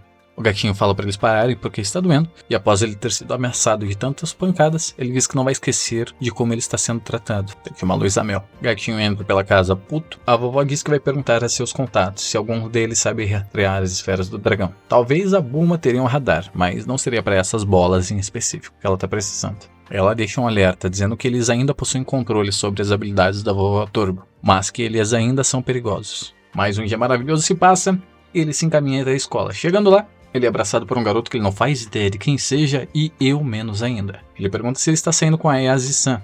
Ele diz que não. Então os garotos dizem que ele não se importaria de apresentá-la, já que eles não têm nada e que acham ela muito bonita. O Karun pensa que ele nunca pensou no fato dela ser bonita, que sempre viu ela como uma amiga, mas começa a considerar a ideia. O garoto pergunta se ele já fez aquilo com a Yasi-san, dizendo que tem um rumor que espalharam sobre ela que ela deixa qualquer um fazer aquilo com ela. O Karun não consegue responder. Pô, rapaz, você deveria ter dado um soco na cara dele, né? Falando da nossa gatinha. Isso não se faz, meu velho. O Karun pega o garoto pelo pescoço e pergunta quem está espalhando esses rumores. O Karun perde o controle e acaba se transformando. Quem é o merda que está espalhando esses rumores? Ela não é esse tipo de garota. Com sua transformação ele fica mais alto e mais intimidador que o garoto. O garoto diz que não foi ele e pede para ele largar ele. Todos sem entender o que aconteceu, tentam ajudar o garoto. O Karun pede desculpas. Tentando sair fininho, Vovó Turbo sai da mochila dele e pergunta se ele está tendo problemas com os seus poderes. E que já faz alguns séculos que ela não frequenta uma escola. O Karun se pergunta o que ele está fazendo ali. A vovó responde que a velha Seiko disse que ela poderia fazer qualquer coisa de gato. Bom, se bem que gatos não podem fazer muita coisa. E ela pergunta se ele realmente está com problemas para controlar os seus poderes. Se bem que ele é só um garoto, e seria difícil mesmo ele controlar. A vovó Turbo diz para ele deixar ela entrar dentro do corpo dele novamente, para ele não se preocupar que assim que ela recuperar os poderes, ela vai sair. Antes mesmo dela terminar, o Karun já manda ela ficar quieta, falando que como se ele fosse burro o suficiente para acreditar nela, e que ainda precisa que ela devolva suas esferas do dragão, se é que vocês me entendem. Enquanto eles discutem, a Yasi-san se aproxima, e o gato se esconde na sua bolsa novamente. O Karun tenta avisar que ela está na mochila, mas alguém acaba interrompendo. Pessoas dizendo que a Yasi-san é super gata. Ele acaba ouvindo isto e acaba falando que ela é linda. Ele se sente envergonhado e tenta distrair. A Yasi pergunta por que ele está evitando ele. Ela pede para que ele olhe nos olhos dela e ele sai apenas andando, dizendo que não é nada. Enfim, eles começam a correr, dizendo, volta aqui, porra. E ele disse, eu já falei que não é nada. A Yasi corre atrás dele praticamente a escola toda, dizendo que vai chutar a bunda dele. Já na classe de Ayase, ela comenta que ele está evitando ela por algum motivo, e que ela não sabe o porquê. A sua amiga diz que ouviu algumas coisas de alguns garotos da classe C. Ela fala que aparentemente, uns garotos disseram algumas coisas que não deviam sobre ela para o Karun, e ele acabou brigando com eles. A Yasi escuta aquilo e acaba reclamando. Parece que tem alguém espalhando rumores bem sujos sobre você, é claro. Eles disseram que ele estava bem bravo com isso. Então por que ele tá me evitando? A cena corta mais uma vez para a garota da bacia. Ela passa pelos corredores da escola e todos os garotinhos nerds são apaixonados por ela. Tá falando que é bonita, linda, maravilhosa. Aquele mesmo discurso de pessoa narcisista. Parece até aquele cavaleiro lá do Cavaleiro dos Zodíacos. Como eu sou lindo, como eu sou belo, nem as flores. Não. Por fim descobrimos que ela anda espalhando as histórias falsas de Ayase. Isso é porque eles não sabem de nada, e eu vi com os meus próprios olhos. Ela tinha asas de demônio. Então quer dizer que a bonitinha consegue ver os poderes de Ayase. Não tenho dúvidas sobre isso. Ayase Momo é um demônio. Ela continua falando que fará o possível para tentar destruí-la, e significa que ela é escolhida por ver algo assim, porque afinal, ela é muito bonita. Pulando para a parte interessante, ela mexe nos bolsos dela e retira uma esfera do dragão dourada. Significa que eu devo ser aquela que vai salvar o mundo daquele demônio maléfico. E eu vou fazer isso porque eu sou linda em todos os âmbitos. É maravilhosa, né? Como eu sou lindo, como eu sou belo. É igual vocês que se inscreveram nesse exato momento. Vocês são lindos, tá? E se você não é lindo, se inscreva também, tá? Eu aceito todo tipo de pessoa. A cena corta mais uma vez e a garota da bacia está caminhando pela rua. Quando ela sente algo caindo em sua cabeça, ela olha em volta, não encontra nada, então olha ao chão e vê uma esfera dourada.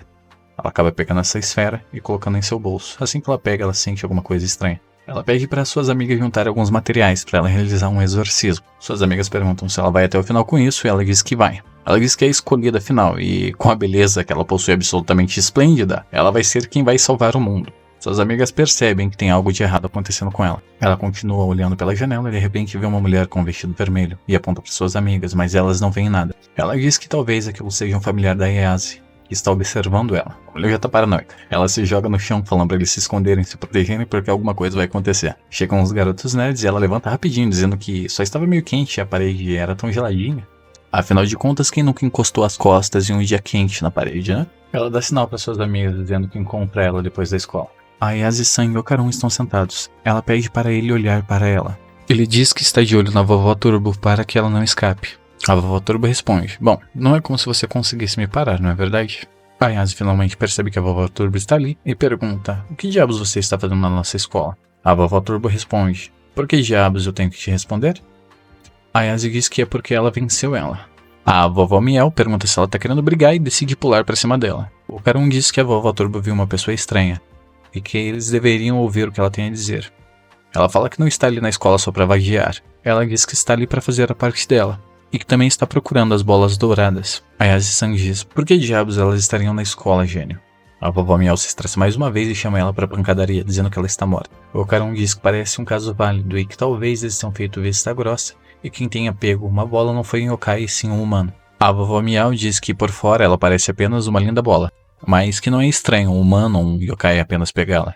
Mas caso um humano tenha pegado, pode ser que ela libere os poderes espirituais que ele possui e se tornado capaz de ver espíritos. E se ela é capaz de ver espíritos, os espíritos também são capazes de ver ela. Miau. A Ayase-san diz que eles têm que se apressar e pergunta o nome da menina, mas a vovó Miau não sabe e diz que após a escola vai mostrar para ela. E volta a comer o seu sanduíche, que por sinal parece que está muito bom. Enquanto isso, a menina da bacia, ou mais conhecida como Globeleza, tá fazendo a sua prova de matemática e se perguntando quão forte a Ayase é. Ela se pergunta se vai conseguir vencer ela e que além disso ela tem um familiar. Ela se pergunta se vai conseguir lidar com as duas ao mesmo tempo. A moça de vermelho está se aproximando, ela diz, enquanto olha a quadra de esportes da escola. Mais uma saída de escola e a Ayase encontra o Karun e pergunta se eles vão iniciar a caçada. Pergunta sobre a vovó Miau e ele diz que está na sua mochila. Quando isso, a menina Globeleza, ou garota da bacia, chama ela para conversar a sós. E ela diz que está ocupada. A garota insiste e a Ayase percebe que é a garota da bacia. Ela se pergunta se ela foi descoberta e que se ela não for as coisas podem piorar. Então ela decide ir.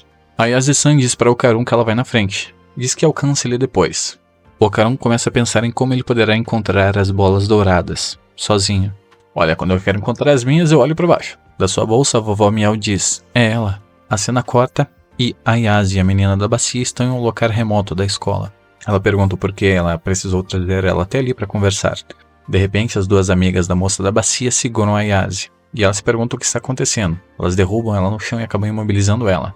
Quando de repente, a moça da bacia dá uma de evangélica, coloca o crucifixo na cara dela, se bem que seria católica. Pega a Bíblia e grita: morra, demônio! Muito bom, cursinho de exorcismo lendo Dandadan. As garotas continuam imobilizando a Ayase e ela continua tentando fazer o exorcismo com o crucifixo engordurado. A Ayase utiliza sua psicocinese para invocar as suas mãos de energia e tira as garotas de cima dela. A garota da bacia diz: aí estão suas asas demoníacas. O rosário não está funcionando. Aí ela usa o seu ataque especial, a bola dourada enviada dos céus, e põe a bola dourada no rosto de Ayase. Em um momento ela tá beijando a boca do garoto, em outro momento ela tá Vocês entenderam. Ayase-san percebe que a bola que ela está segurando é a bola dourada de Okarun.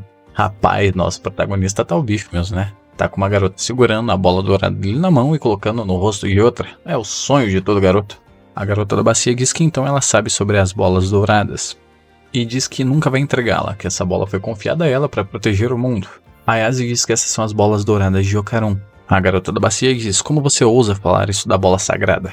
Esse negócio de bola sagrada é complicado. A garota da bacia ainda segura a Ayase. Ela diz para ela devolver as bolas de Okarun e que ela não deveria ser grata por segurar as bolas douradas de alguém. Okarun chega até onde as garotas estão, e a Ayase diz que ele chegou bem na hora. A Ayase diz que essa é a garota que está com a bola dourada dele, que ela é a moça estranha que a vovó Miau disse.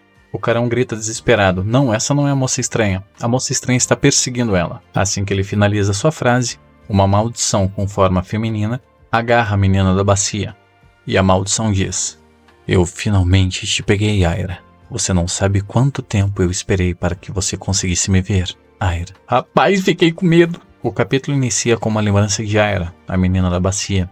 Ela está segurando o vestido vermelho de sua mãe. Voltando ao tempo normal, esquecendo as lembranças, a aparição de vestido vermelho diz: a mamãe tá aqui. Ayase pede para Okarun ser rápido e ele tira os sapatos para se transformar. Ele corre para salvar a garota, mas a aparição é ágil. Ela rapidamente desvia dele, dando uma cambalhota para trás. A aparição diz que ela realmente se assustou quando ele tentou colocar as suas mãos em Aira. Okarun diz que odeia isso, que isso está exigindo demais dele.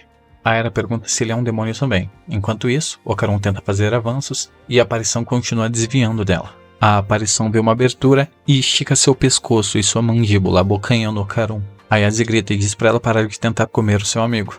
Ela usa suas mãos de psicocinese, tentando agarrá-lo. Puxa Okarun de sua boca, mas como as suas mãos estão presas, ela não consegue utilizar os seus poderes direito. A aparição desfere um ataque contra Ayase, mas ela rapidamente utiliza sua aura para empurrá-la para longe, fugindo do ataque. Mas o que não impede ela de sofrer danos, já que ela bateu em alguns escombros. A aparição termina de engolir Okarun. Ela olha fixamente para Aira. Finalmente nos encontramos de novo, Aira. Eu esperei mais de 10 anos para você finalmente me ver. Aira pergunta se ela não é o familiar da Aize. A aparição diz: não me chame de você, estúpida, eu sou tua mãe. Você não sabe o quanto eu te amo. Antes você me chamou de mamãe aquele dia que pegou no meu vestido.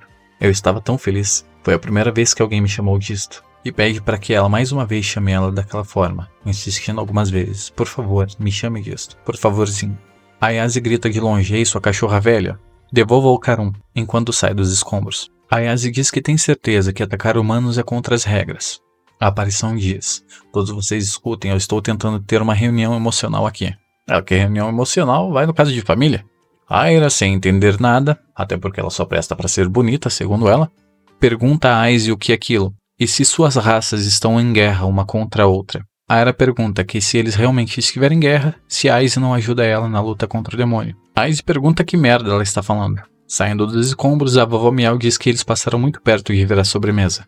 A vovó Miau continua com o celular da garota que ela encontrou no chão. Parece que ela é seda acrobática. Aize pergunta o que a vovó Miau está fazendo com o celular e pergunta se ela está tentando desbloquear ele. Ela continua: vestido vermelho, cabelo sedoso e acrobacias. Aize diz que ela é uma yokai e a vovó não está nem preocupada com isto. A vovó Miau diz que ela não se preocuparia com uma yokai de terceira categoria. A Aira ainda está nas mãos da seda acrobática e diz que ela é escolhida, e por isso ela vai derrotar todos os demônios como ela. Que ela fará isso para preservar a paz do mundo. Antes de terminar a sua frase, a seda acrobática faz ela descer pela sua garganta. Ayase olha tudo aquilo horrorizada, perguntando o que ela está fazendo, o que ela acha que está comendo. A seda acrobática começa a chorar e diz que tudo isso é culpa sua, que Aize provocou Aira e que fez ela virar uma pequena delinquente. Ela começa a gritar dizendo que a minha criança nunca me chamaria de monstro. Ayase diz que aquela coisa simplesmente devorou Okarun, que se ela for sozinha ela tá ferrada, então ela pede ajuda para a vovó Miau. A vovó Miau diz que não consegue, que foram eles que tiraram os poderes dela e que ela não consegue fazer nada. Ayase tenta dizer que não é isto. Naquele momento, o cabelo da seda acrobática enrola em volta do pescoço de Ayase. Ela puxa a Ayase, que está com os braços amarrados pelo pescoço com seu cabelo, e diz: que tal você se desculpar comigo primeiro? Isso é culpa sua afinal. Vamos, alto e claro. Ayase olha para ela e diz: por que você não vai se foder?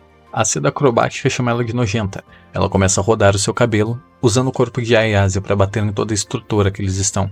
enquanto ela fala: as minhas acrobacias são como uma pequena tempestade, sugando cada pequena coisa à sua volta, jogando para fora do seu jeitinho.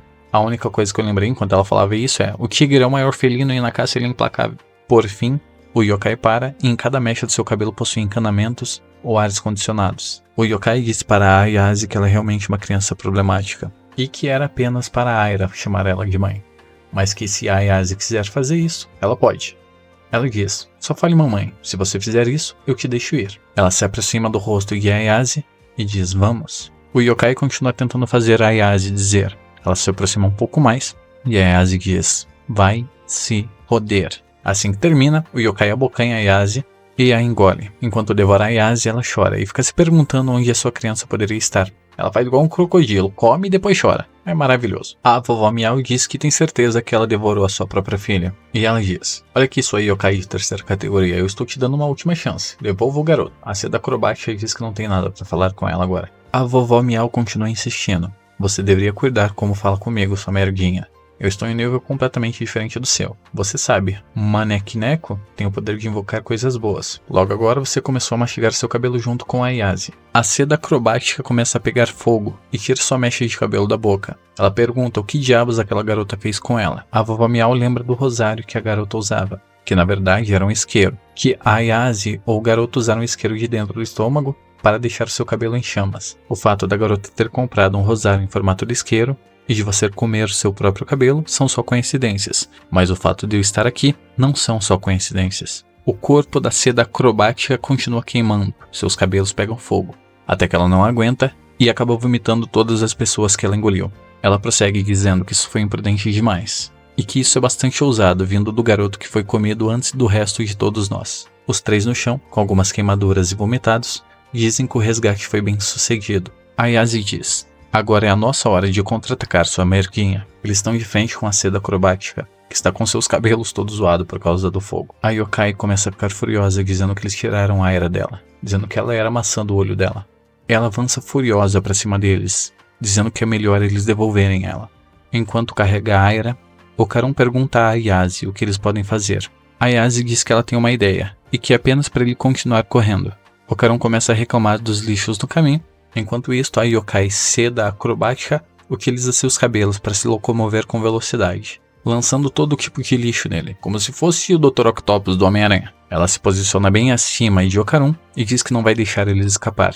Então ela solta todo o seu corpo em cima de Ayase e afunda no chão. Okarun tem apenas tempo de olhar e chamar o nome dela. A yokai continua atacando, pedindo para que eles devolvam a Aira. Ela pega cada vez mais destroços para jogar contra Okarun.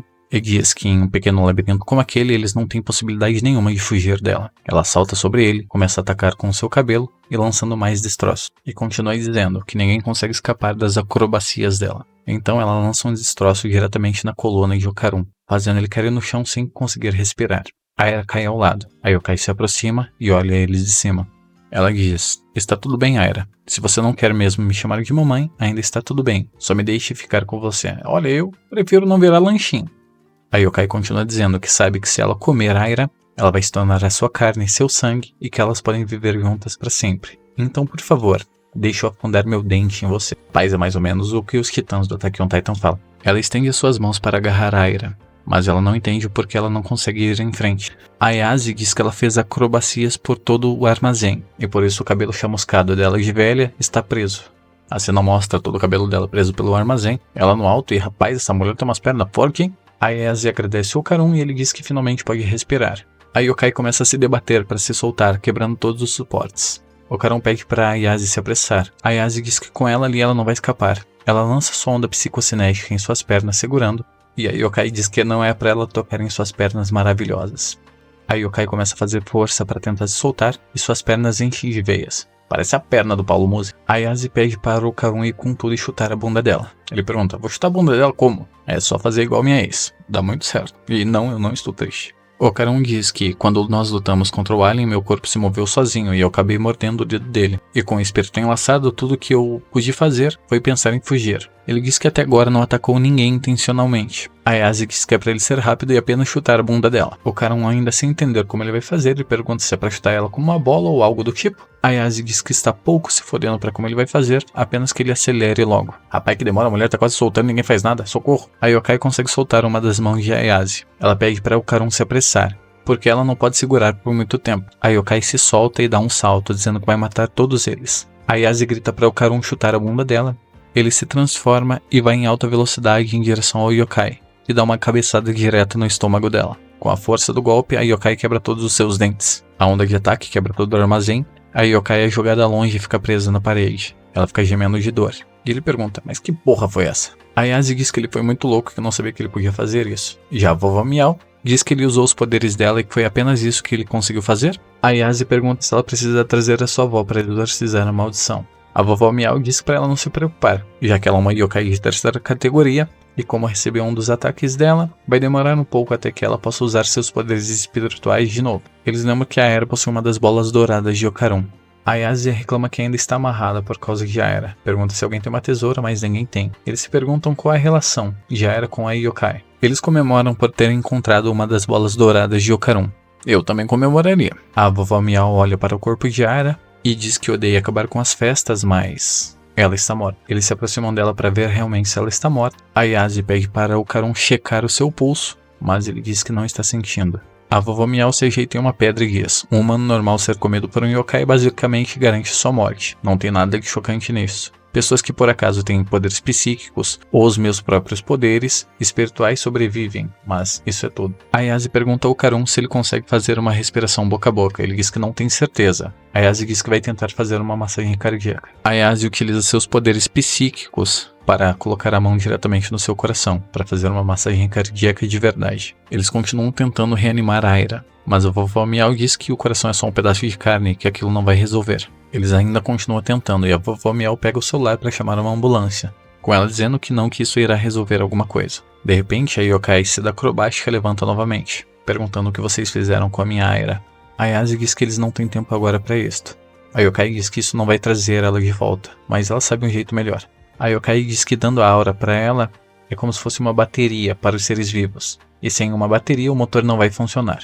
Ela continua dizendo que vai repor a aura quase nula de Aera com a dela. A Ayase diz que não acredita nela e que ela vai tentar comer ela de novo. Antes mesmo de terminar sua frase, a Yokai Seda Acrobática rasga sua própria mandíbula abrindo seu corpo. Agora eu não vou conseguir comer ninguém. Se isso não é o bastante para vocês acreditarem em mim, sintam-se livres para atravessar minha cabeça com essa viga. Caralho! A vovó Miau, com o telefone ainda na orelha, diz que ela está falando a verdade e que, sem aura nenhuma, a garota vai continuar morta. A Ayase diz que não confia nela e que se ela tentar fazer qualquer gracinha, ela vai explodir a cabeça dela. O Karun, você pode se transformar de novo, certo? Fica de olho nela. O Karun se transforma e aguarda. A Ayase pergunta como que ela vai conseguir transferir a sua aura para aquela idiota. A Yokai pede para a Ayase utilizar os seus poderes psíquicos para conectar a aura dela junto com a aura de Aera, como se fosse um cabo de comunicação. A Ayase começa a utilizar os seus poderes, conectando as duas auras. De repente, uma grande explosão de memórias começa a acontecer. As memórias são de uma mulher que trabalhava com prostituição. Ela caminha até sua casa com um certo semblante de tristeza, e assim que abre a porta, uma garotinha a abraça e sorri. Sem conseguir se controlar, ela retribui o sorriso para a garotinha, a abraça e prepara o jantar. Elas comem juntos, e mais um dia se inicia, com ela trabalhando de limpeza durante a manhã, em um supermercado durante a tarde, e com prostituição durante a noite. Indo para casa, ela passa em frente a uma loja de roupa infantil e decide pegar um pouco do dinheiro para comprar um vestido para sua garotinha. Pouco tempo depois, alguns homens invadem sua casa e acabam destruindo tudo. Além de espancarem a mulher, eles sequestram a sua filha e decidem levar o dinheiro dela também. Ela sai correndo pela cidade atrás de sua filha enquanto está chovendo. Ela acaba escorrendo no chão e se machucando um pouco mais, e lembra apenas do rosto sorridente da sua filha. Sem esperanças, ela sobe em cima de um prédio e lembra de tudo o que aconteceu, dos momentos felizes que ela teve. Faz a posição de uma bailarina, continua dançando por um momento, lembra mais uma vez do rosto da sua filha, agradece por ela existir e se joga do prédio fazendo uma acrobacia. Uma mulher de vestido vermelho está no meio da multidão. Ela não consegue se lembrar. Ela sente como se tivesse perdido algo importante. O que ela realmente perdeu, ela não se lembra. De repente, ela sente um toque em seu vestido, a chamando de mamãe. Seu pai diz para ela não ficar andando sozinha, e ela fala que achou que tinha visto a mamãe.